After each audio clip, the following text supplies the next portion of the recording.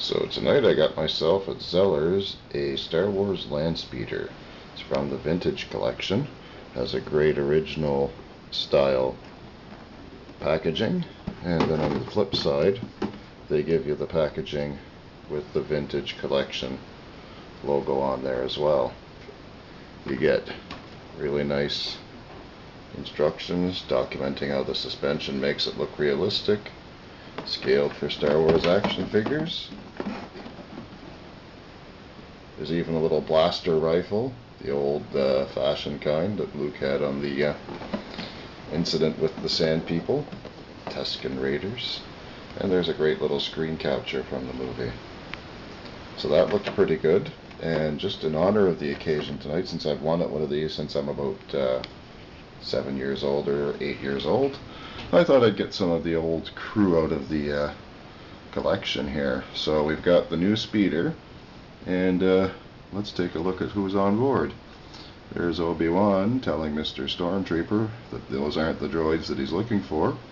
You've got Luke just kind of waving off these questionable characters in the background. That's a Darth Vader, that's Boba Fett, original 70s versions, and I'm not sure about that questionable looking character in the background there as well. I'm not sure if he belongs there or not, but yeah, I think if he was crossing into the different universes, that's probably the crowd he'd be consorting with, that SnakeEyes dude. He's a little slippery, but you can never tell if he's a good guy or a bad guy. SnakeEyes, that's Stormshadow. Wow, been too long.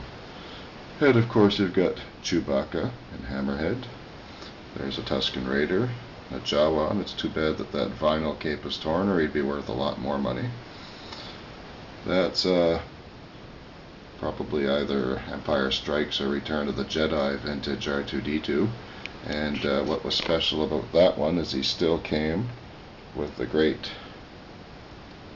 paper wraparound, a different face on him. This guy had the little pull-up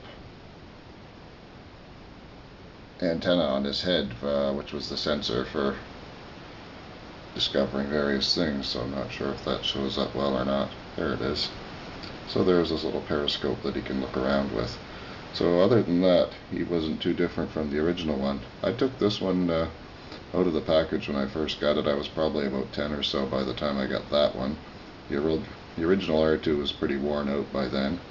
And yeah, you could still smell that new toy plastic smell on them up till maybe 4 or 5 years ago. So that was pretty cool.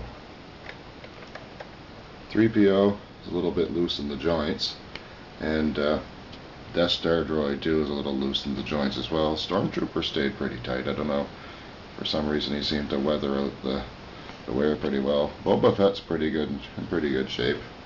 Luke's got no saber, same way for Obi-Wan. Darth Vader still has his, but the tip broke off, and his head came off, so it's being held on with a bit of blue sticky tack. And let's just take a quick look at what else might be in the original case here. This was my first Star Wars toy. This is one of my special treasures, despite the fact that it's now pretty much burnt out and no wraparound on it. Oh, there, see, the Death Star droid just got fallen over. I think Obi-Wan gave him a force push. So yeah, original R2, pretty worn. You can see that the chrome is wearing off his dome. His colors are still pretty vibrant, but the sticker is completely gone. You can get repro prints, and you can actually print out your own. I'd probably just rather leave them like that, just for the memories. Who else have we got in here? There's a Luke Skywalker, Bespin fatigues, still standing pretty good, pretty stiff. He's got a blaster in there. There's his blaster, goes with him. Here's a Han Solo Hoth outfit, doing pretty good, still pretty tight. He's got his blaster holstered, ready for action.